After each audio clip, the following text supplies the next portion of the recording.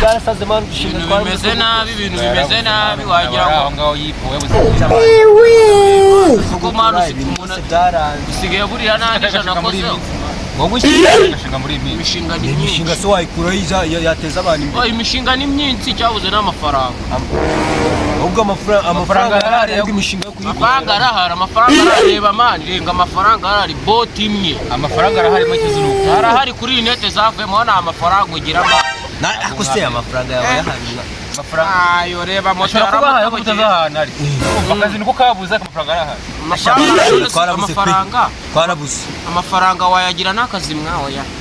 nkanye nkoko zarundiye mu nzu ntabwo ziri gutera amagi kajama gafite inkoko ino mbwa ntago ariyo kugira inkoko kino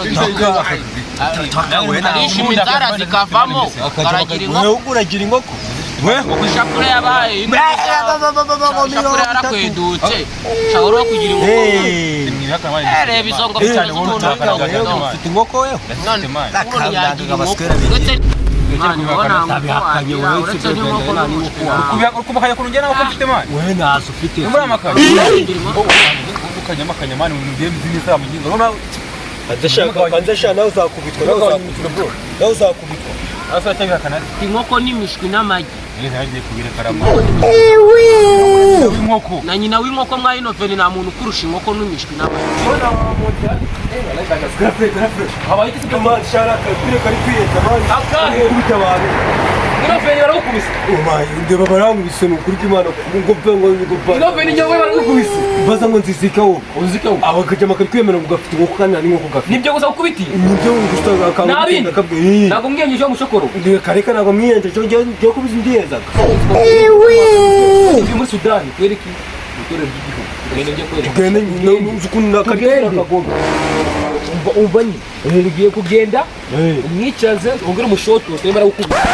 man wayikugomba uyu mungu natwe turi bino yanjye mande bari bamwishuza inkoni zo bari gutanga mu inde narimo umusore gukubita shanje ndamurenze kankwere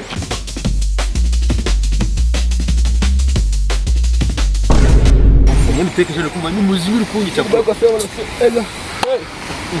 uyu muhungu wawe Nda nako nakusuhuza cha wewe bivuze ngo nikingi iki cyama none igipeti nawe suraje ngafite nauraje ngo byambara ngo kuki kagasuzugure wewe gifite bakagize ni brag mari mama ngo kapupe muri zambia gicucu namundura muna bose byo kurangira nandi gusombe siri ngedera aho